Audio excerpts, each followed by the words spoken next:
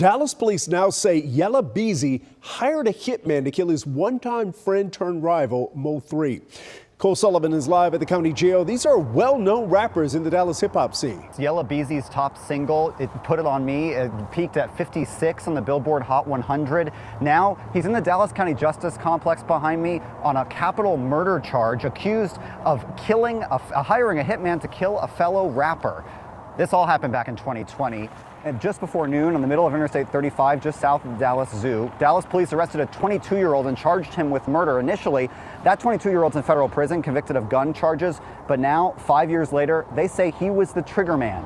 Police say Yella Beezy, whose top song That's On Me, hired that 22-year-old and promised him cash for killing MO3. What's going on, everyone? Jared the Star here. As of right now, street hip-hop is a dying genre, as all the real niggas are going to jail, facing heavy prison time, doing football numbers, and today's story is just simply no different. Now recently, Yella Beezy, a name that is probably not familiar to all of you, got arrested by the Dallas County Police for the capital murder for hire of another Texas rapper, being MO3. Now honestly speaking, Texas hasn't produced any big rappers within the last decade or so, but with that being said, the ones that are known are Yella Beezy and MO3, and they're known because of their street credibility and their street activities. Now on November 11, 2020, just a week after King Von died coincidentally, MO3 was killed on the I-35 highway in Dallas by two armed shooters, with the main shooter being King Von, Dontrell White, and this murder took place on the highway, something that we've simply just never seen before. But considering that this happened over 5 years ago, Yella Beezy pretty much thought that he was in the clear. Now, although there's no statute of limitation for murder because it's pretty much murder, it's been 5 years. The shooters have been caught, Kevon White, over a month after it happened back in December 2020, so he thought that he was good to go. But gangster rap right now, if you ask me, is in a weird state. Lil Durk is facing life in prison for the murder fire attempt on Quando Rondo. K-Flock, although he beat the murder trial or the murder charge in his RICO trial, is still facing 20 plus years. And here we have Yella Beezy, who's probably gonna be in jail for the rest of his life, because when it comes to Texas, Texas has capital murder, which means that if you're convicted of capital murder, you'll be in jail for the rest of your life without the possibility of parole, or you're getting the death penalty, which means you're either leaving in a box or you're getting killed there. Point is, you're dying in that place. Despite Texas being a stand your ground state and one of the biggest poster childs for standing your ground, it's probably one of the worst states to commit a murder in, especially if you're going to pay someone for it.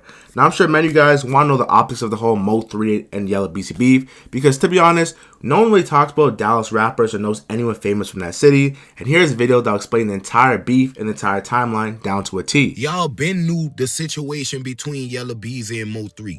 MO3 got on the track and bragged about shooting Yella Beezy multiple times.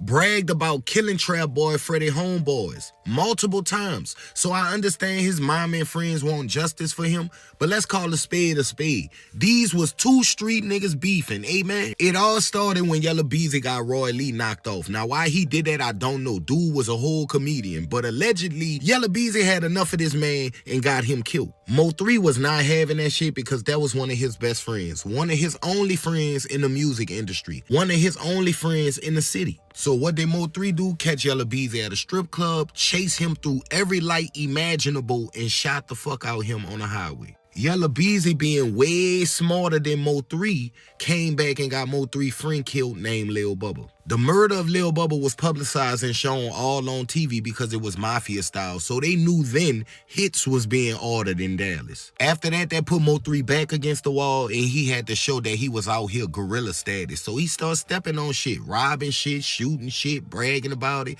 3 was a whole villain. Trap Boy and Yella Beezy could not take it, so as a result, they commenced murder. Allegedly, they commenced it. So we saying long live 3, and that's on me. But the truth of the matter is, we have 2 young black superstars who was very successful, had children, supported their family and friends. They were great black men for the community, but they chose violence and threw it all away. This is Dallas County. I do not understand why Yella Beezy or MO3 thought they could get away with this shit, but they about to learn real fast, because MO3 gonna get charged from the grave for all that bragging on them bodies he was doing. Y'all gonna see he wasn't no good guy. Now, I'm still very new to this, but the person that he named in the video being Trap Boy Freddy is actually the person in this video who coincidentally was on the highway around the time frame that the murder took place, almost as if he was following MO3, because he said that, something's up with the traffic, why is moving so slow, which is like him obviously foreshadowing that he knew that something happened, and he was pretty much merging onto the I-35 when something popped off. Now let's take a look at the murder indictment. The state of Texas versus Marquise Corway, which is Yella Beezy's government name. Offense: capital murder while rumination. Now, for those of you who don't know, rumination is like another word for murder for hire. It's like paying for a service, saying that, listen, he paid Kevon White, the person that, the 22-year-old that was listening to the video, to kill someone and knock someone off. So the indictment reads, Marquise Conway hereafter called the defendant on or about the 11th day of November 2020, which was, like I said, coincidentally a week after King Von died. Now, in the county of Dallas, state of Texas, did then and there intentionally and knowingly cause the death of Melvin Noble, aka MO3, an individual hereinafter called deceased by employing Kevon White to murder deceased for remuneration, and the promise of remuneration, namely United States currency from defendant and pursuant to said agreement. Kevon White did then and there intentionally and knowingly cause the death of the said deceased by shooting deceased with firearm, a deadly weapon. And this was filed on March 18, 2025, and he was arrested 2 days later. In a lot of ways, this MO3 versus Yella Beezy beef sort of reminds me of the Young Thug versus YF and Lucci. It's a state thing, it's a turf war, and although Young Thug is a superstar rapper, it just felt like them before Young Thug and YF and Lucci even blew. Like, it's serious, but if you don't live in Atlanta, if you don't live in Dallas, Texas, you don't really know the nitty-gritty details or all the shit that's really going on. But what I thought that was very interesting about this Yella Beezy versus MO3 beef was whenever they were asked about each other in interviews, they would always act like they never knew the person, like this person was a ghost, they didn't exist, and they would pretty much act dumb anytime they were asked about it. Who? MO3. I don't know who that is. It's real out here, shit. Get hit up every day out here. Like, it's the world. There was a lot of tension between you and Mo3. Don't know who that is. Nah, I don't know who Buddy is. Okay. Where you from? I think he's from the same place you're from. Same area. Dallas? Yeah. Oh, yeah. Never heard of I him? know everybody from my city making noise. Now that he's passed, are you able to admit that he was, an important factor in the city for that period of time, or is it still just, you can't say anything? Nah, I ain't never had no tension with nobody. Right. That was it. Right.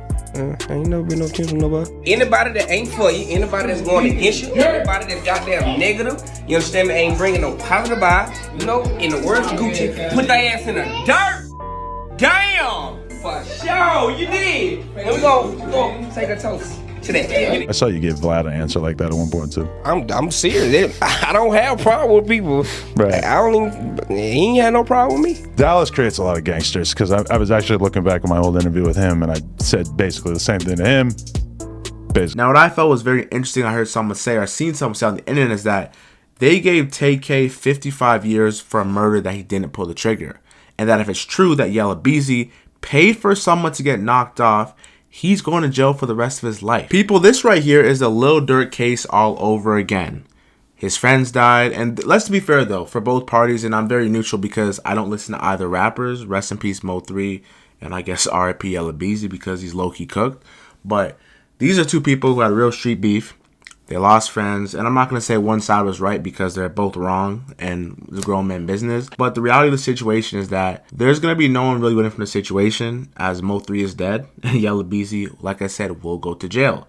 And that's the thing about the wheels of justice. They turn slowly. Like, who knows if the person that he paid to do the shooting, who was the Kawan guy, if he's going to testify against him. He probably is, because he'll get his time cut shorter and he's not facing life. He could say, oh, we were paid to do it. Tell us who paid you and we'll cut you a time cut. Listen, when you're with the federal government or the state government, they can do whatever they want with you. They can cut your time. They can make it hell. So you're pretty much their pawn. And if they want someone who they believe had more money or had more resources or even has more power, they're going to get him, aka Yella Beezy.